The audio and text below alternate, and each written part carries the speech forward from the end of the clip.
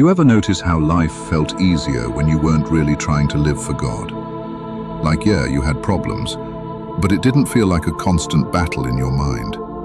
You were just living, doing what you wanted, moving how you wanted, and everything felt normal. But then something shifted. You made a decision. You said, "God, I want you. I'm done with this life." And ever since that moment, it feels like everything got harder.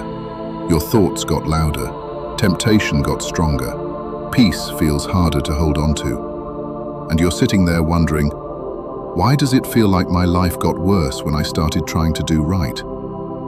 Let me tell you the truth most people don't talk about. It didn't get worse. You just became a threat. You've got to understand something. The enemy has one mission: to pull as many people away from God as possible. That's it. He doesn't build anything real. He doesn't create purpose. All he does is distract, deceive, and destroy. So think about this. When you were living in the world, doing whatever felt good, not really focused on God, why would he attack you? Why would he bother someone who's already walking in the direction he wants? There's no need. You weren't a problem. You weren't a threat. You were already moving exactly where he wanted you to go. So he let you feel comfortable. He let you think everything was fine, because as long as you stayed there, you were exactly where he needed you. But everything changed the moment you turned around. The moment you said, "I'm done with this. I want to grow. I'm choosing God." That's when the pressure started. Because now, you're moving in the opposite direction. And that makes you dangerous. Because it's not just about you anymore. When you change, people notice. When you grow, you influence others.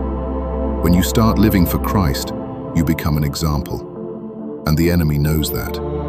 He knows if you stay consistent, if you really become who God is calling you to be, you won't just change your life, you'll start pulling other people toward God too.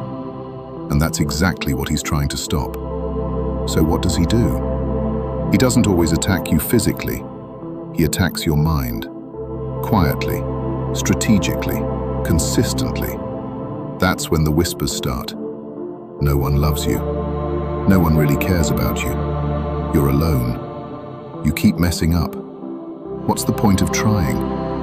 Just go back. End it. It's not worth it. And sometimes, it doesn't even feel like an attack. It just feels like your thoughts. But those thoughts have a purpose. To pull you away from God. To weaken your faith. To get you to quit. Because if you quit, you stop being a threat. Think about it like this. If your mission was to bring people down with you, would you stop someone who's already doing everything you want? No. You'd let them keep going. You'd let them stay comfortable in things like lust, pride, addiction, gossip, anger, jealousy, chasing validation from people, running from God. Why interrupt that? They're already where you want them.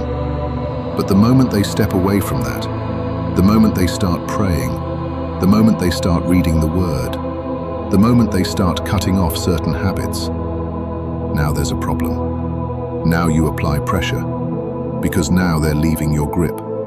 And maybe that's exactly where you are right now. You're trying to live right. You're trying to stay focused. But it feels like every time you take a step forward, something pulls you back. You try to focus on God, but your mind gets overwhelmed.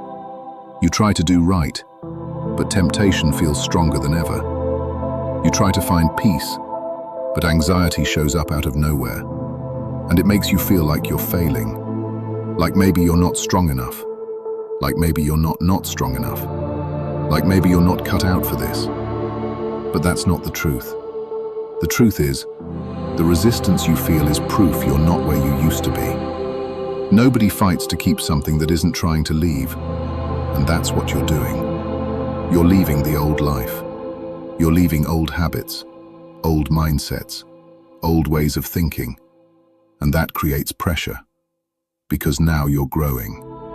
So instead of asking, why is this happening to me?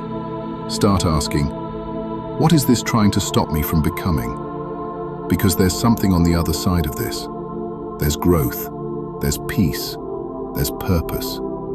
But you don't get there by going back. And I know going back feels easier. It feels familiar. It feels comfortable. But going back also means walking away from what God is building in you.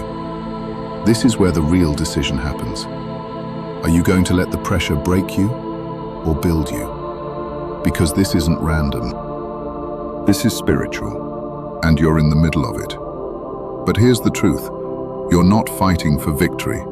You're fighting from it.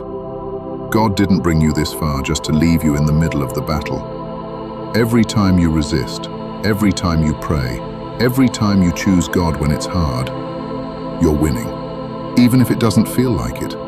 So don't quit, don't give up, don't run back to what God already pulled you out of. Because the very fact that the enemy is trying so hard means you're getting closer.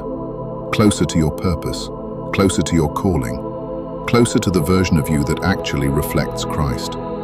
Stay consistent, stay focused, stay with God. Because now, you're not just living anymore, you're a threat.